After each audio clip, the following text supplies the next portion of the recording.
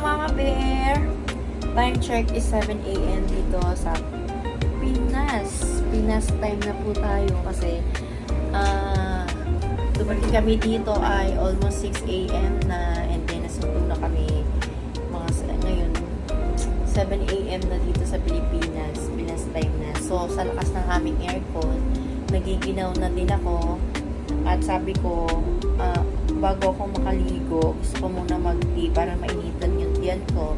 So, si ate muna ang maliligo. Next kami kasi mga ka-Mami Bear, hindi po kami nakaligo bago umalis ng Korea. Kasi, kakamadali namin ay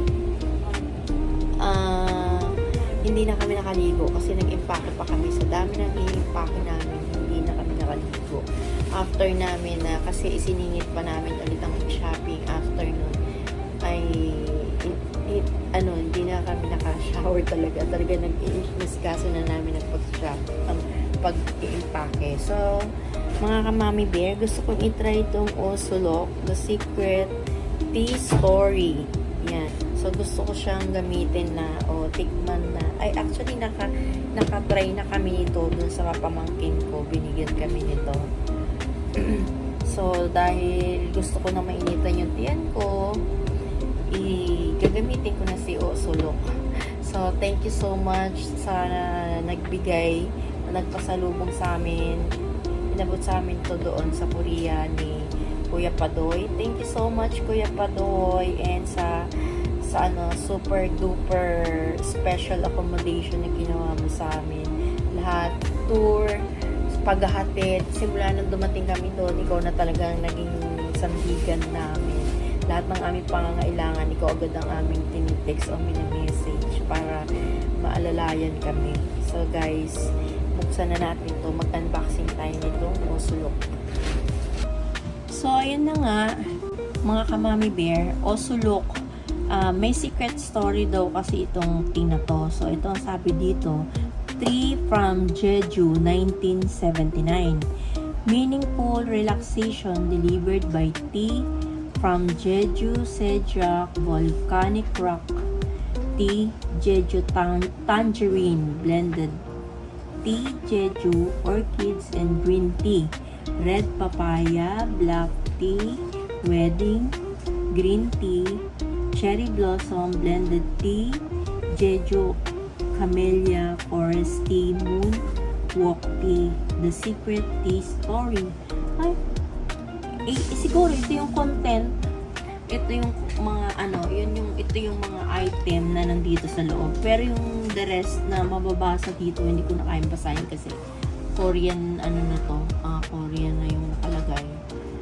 Ganyan. Hindi ko na kayang basahin. So, ito lang, The Secret Tea Story. Parang hirap na, parang gamitin kasi ang ganda ng box niya. Pero, i-open ko pa rin kasi sayang. Siyempre, dapat magamit ko to. Tikman ko lahat to. Kasi may kanya-kanya siyang,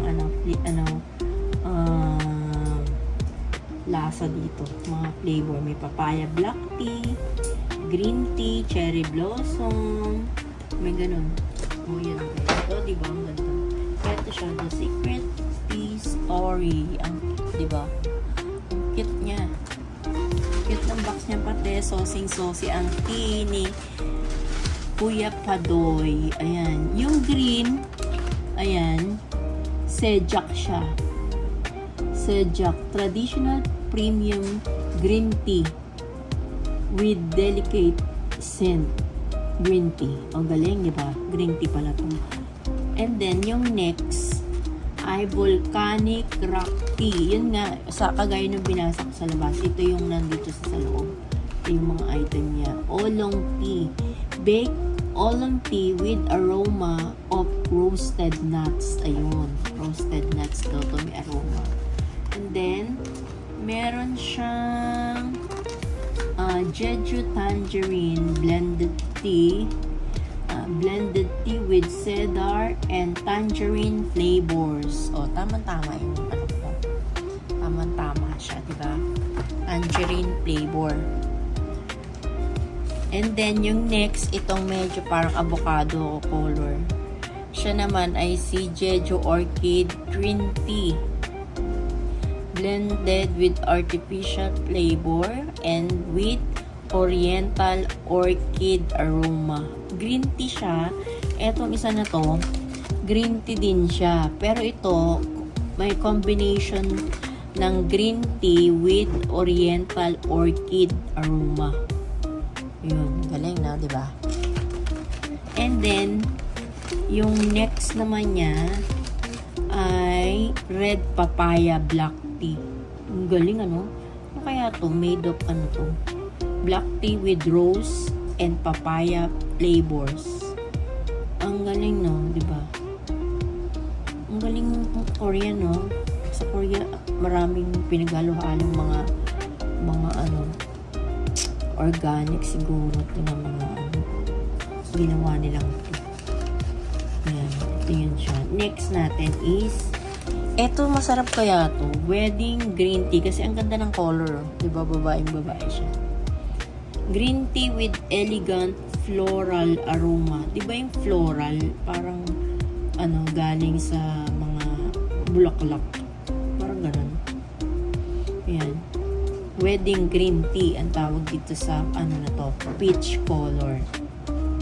Ayan, hindi mo naman mababasa yung iba. Tama yung sabi ko kanina, yung floral, o di galing siya sa flowery sweet muscat. Oh, yun, galing. And then, ang next natin ay si cherry blossom. Oh, si cherry blossom blended tea. Diba ang daming cherry blossom doon? Ginawa din nilang tea, yung mga dahon ng cherry blossom. Blended tea with cherry blossom flavor. Oh, diba? Cherry blossom, ginawang tea. Dapat pala namulot ako ng mga bulaklak doon, no? Tapos inilaga ako na. Pwede pala ito eh. Ginagawa rin pala siyang tea. Pero ang daming doon sa anong lugar yun tayo? Pinuntahan natin maraming cherry blossom. Ha? Ang daming cherry doon ah. Cherry blossom. Ay, hindi pala. Maple tree pala yun. Ito naman is Camellia Forest Tea. Yan. Blended tea with camellia and tropical fruits. Yan. Black tea post-fermented tea. Diba? Galing. Ang dami nito. Ano kaya pinakamasarap dito? Ito naman ay moonwalk tea. Ang galing, no? Moonwalk tea. Blended with sweet Korean pear. Korean pear daw to. Yan.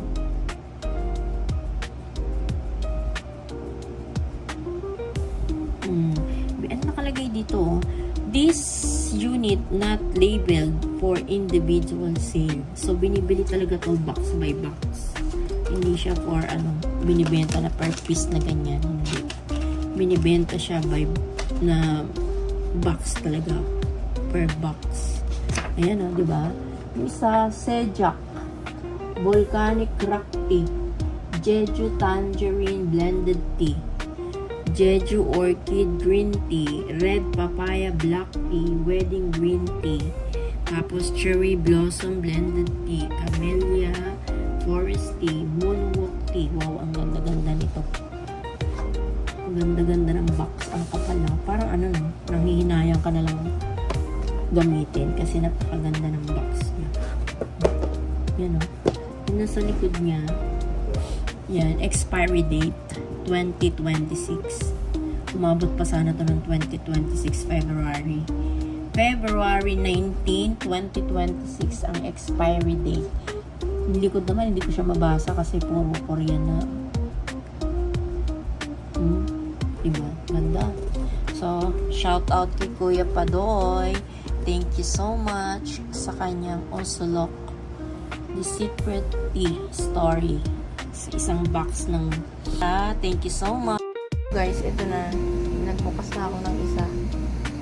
Ang binuksan ko ay yung cherry blossom. Yan.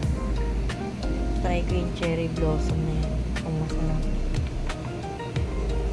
Pero amoy pa lang mabango eh. Ang iksi kasi nung ano, ang iksi nung tali. Ayan. Hintayin natin. Pero ang bango niya.